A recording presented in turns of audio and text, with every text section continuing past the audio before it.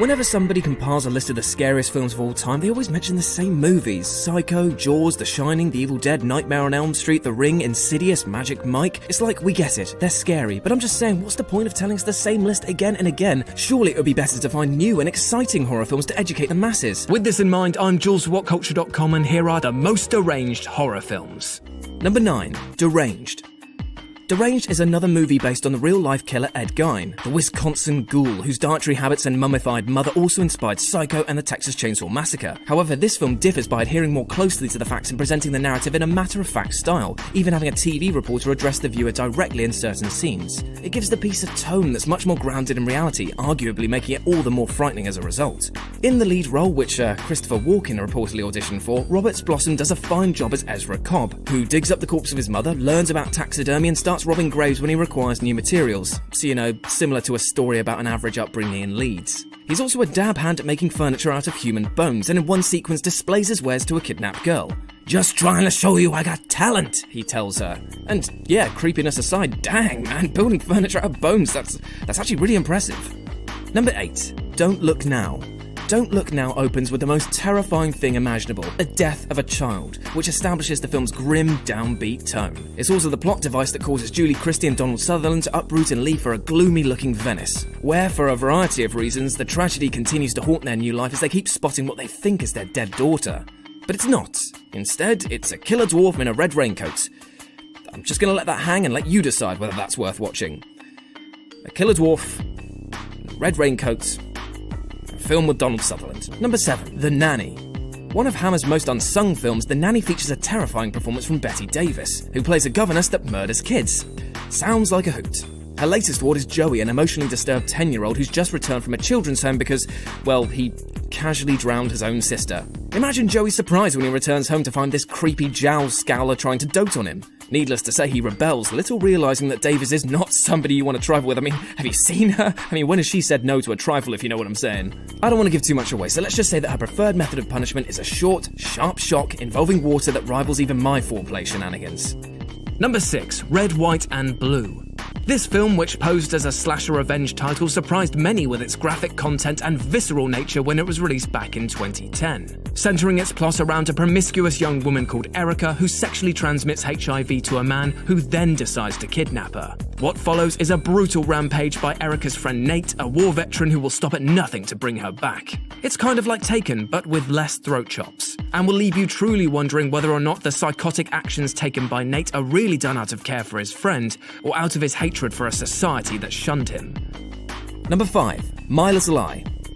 Okay, here's the pitch. It's 5 people in a house for an entire movie. Their moves are recorded by hidden cameras, and if any of them decide to leave, they forfeit $1 million prize money. And that's it. It doesn't sound really exciting, does it? But Mark Evans' My Little Eye skillfully sidesteps these danger zones and uses the film to explore the dark side of reality TV, resulting in one of the nastiest things you've ever seen this side of my search history. You see, one member in the group turns out to be a killer, and the show is actually a snuff movie being streamed on the internet.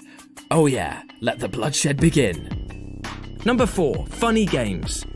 Home invasion films are perfect horror fodder. The thought of somebody breaking into your private space and torturing you is a great way to unhinge audiences. 1997's Funny Games looked to expand on this horror subgenre by providing a plot which was rife with fourth wall breaking moments, a pair of killers who are charismatic and funny, and some of the most tense, realistic scenes of violence you can imagine. The story revolves around a family who allow 2 young men into their house and then who refuse to leave. The pair then tell the family that they're going to play a little game, and they need to bet whether or not they'll be alive by 9 AM tomorrow.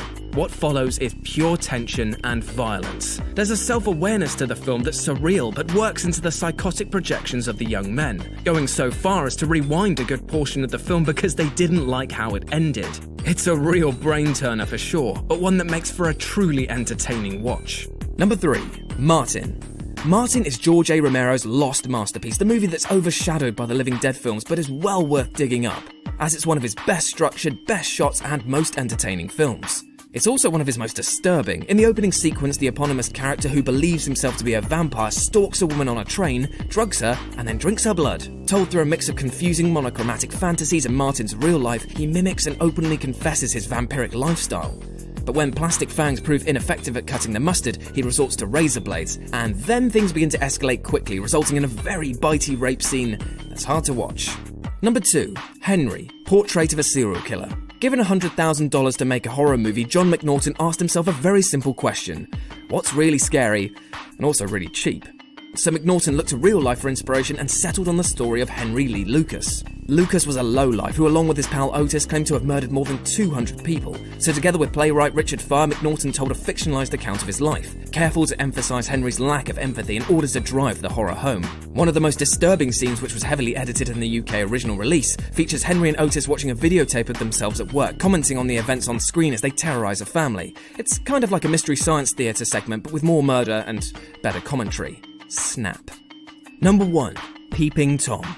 Peeping Tom opened shortly before Psycho in the UK and promptly wrecked its director's career. Here he was directing a sleazy film about a photographer who murders women and then captures their expressions on film. It may involve a psychopathic killer, but Powell's film couldn't be more different from Psycho. It's a cold, clinical picture that never skimps on the portrayal of London's seamier side. The very first scene shows the main character picking up and then murdering a prostitute, which is very different from Psycho's controversial shots of Janet Leigh in her underwear. Grim and unrelenting, this is by no means a fun picture, but it does seem to have had an influence on Hitchcock's later career. Returning to London in 1972 to shoot Frenzy, old Hitchy Boy not only cast Anna Massey, Peeping Tom's lead actress, but when it came to staging the first murder, Hitch showed it in full close-up, just like Powell. The Force is with us. What Culture Star Wars is our brand new channel dedicated to all things Star Wars. We got lists, we got news, we got editorials. It doesn't matter whether you're a prequels kind of person, an original trilogy purist, or if you just really love the sequels. If you love Star Wars,